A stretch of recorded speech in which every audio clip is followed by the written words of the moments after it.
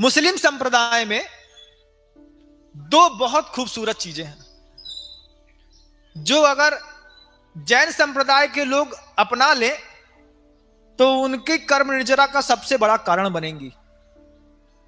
दो बहुत खूबसूरत बातें मुस्लिम संप्रदाय में क्या है महाराज? पहली बात तो यह है कि मुसलमान होने के बाद भी वो अपने हाथ से कभी माला नहीं छोड़ता। कभी भी आप किसी भी सच्चे और पक्के मुसलमान को देखिएगा, उसके हाथ में निरंतर माला चलती रहती है। एक बार पूज्य मुनि श्री अभय सागर जी महाराज ने हमसे यह उदाहरण देकर के हमको बताया कि देखो, मुसलमान होकर के दिन भर माला फेरता है, तुम क्या जैन होकर के दिन भर माला नहीं फेर सकते? हमने कहा महाराज बात तो आप सही कह रहे हैं, लेकिन कुछ नहीं, उसके हाथ में ऐसी माला रहती है, वो माला में अपने खुदा का नाम बार बार लेता रहता है। किसी से बात करने का मौका आता है, फट से बीच में माला का गुरिया पकड़ता है, बात करता है, छोड़ देता है, जैसे ही छोड़ता है फिर माला फेरना शुरू कर देता है। मुसलमान होकर के ऐसा करता है।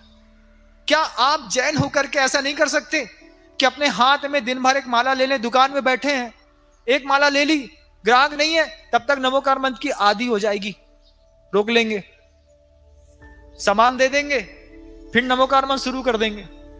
क्या है इससे? क्या होगा महाराज? इससे आपकी मन, वचन और काया तीनों की शुद्धि बनाए रखने में यह नमोकार मंत्र की माला बहुत बड़ा सहयोगी बनती है। कर्म निजरा का अभूतपूर्व कारण है। यह माला उसका सर्व पाप प्रणाशनो, जिस मंत्र के लास्ट में अंत में लिखा गया कि यह पंच नमस्कार मंत्र सब पापों का नाश करने वाला है। माला नहीं फेर सकते? कर सकते हैं महाराज, फिर करते क्यों नहीं? क्या बताएं महाराज, जब भी फुर्सत मिलती है तो व्हाट्सएप खोल लेते हैं, इंस्टाग्राम चैट बुक चलाने लगते हैं। ये माला का तो उपदेश आप पहली बार दे रहे हैं, आप पहली बार समझा रहे कि मुसलमान माला फेरता है, आपको भी फेरनी चाहिए, लेकिन अभी तक तो हमारी आदत उसके पड़ गई। मोहिन समृतम ज्ञानम स्वभावम लभते नहीं। कितना बर्बाद करोगे अपने आप को, तुम खुद बताओ। जो काम तुम कर सकते हो, अपनी स्थिति में रह करके कर सकते हो, तुम वो भी नहीं करना चाहते। ये मोह है, अज्ञान है, वासना है, क्या है ये? बोले ना ये मोह है, ना अज्ञान है, ना वासना है, ये तुम्हारा नैतिक स्तर का जघन्यतम अपराध है। और दूसरी एक बहुत खूबसूरत बात है मुस्लिम संप्रदाय में बंधुओं, वो ये है कि उनके यहां उनके मौलवी आए या ना आए, साधु संत उनके आए या ना आए, कोई प्रवचन सभा हो या ना हो, उनके यहां एक तबलीगी जमात चलती है। क्या करते हैं उन लोग?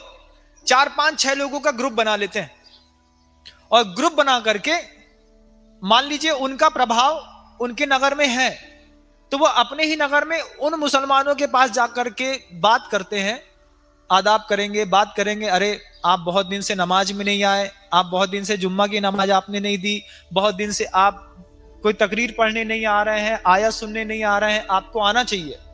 तो 4-5 लोग इकट्ठे हो जाते हैं और एक एक घर में एक एक मुसलमान के यहां जाकर के उसको समझाते हैं, कन्वेंस करते हैं कि तुमको मस्जिद आना तुम्हारा फर्ज है, तुमको आना चाहिए। हमारे जैन संप्रदाय में किसी को फुर्सत नहीं है कि वो यहां पर किसी को उठ करके, भैया फुर्सत है, सामने वाले के घर में परिस्थितियां प्रतिकूल हैं कि हम जाकर के समझाएं, भैया थोड़ा शांति धारा कर लो, घर के अंदर आकर के अभिषेक कर लिया करो, पूजा कर लिया करो। कोई पापी अपने पाप कर्म की वजह से साधु को आहार दान देने नहीं आ रहा, हमारा कर्तव्य बनता कि उसको बोले, चल अरे साधु आए, ले दुपट्टा पकड़ चल मेरे साथ, हम तुमको आहार दिलवा देते हैं, हम तुमको पूजन करा देते हैं। ये सहयोग की भावना जब तक इस जैन समाज में नहीं बनेगी, तब तक ना जैनत्व का विकास होगा, ना जैनियों का विकास होगा। जैनी इसलिए अधूरा है बंधुओं, 1% बचे हो, और मुसलमानों की संख्या आज पूरे विश्व में 600 करोड़ की जनसंख्या में 200 करोड़ है।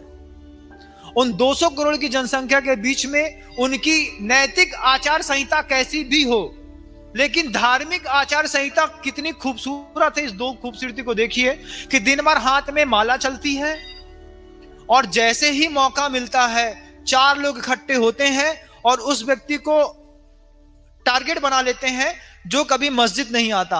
आप में से 4 व्यक्ति अपने लोगों इकट्ठे हो जाओ और रोज का टारगेट बना लो कि ये कभी पूजा नहीं करता, ये कभी अभिषेक नहीं करता, ये मंदिर नहीं जाता, इसके घर में चौका नहीं लगता।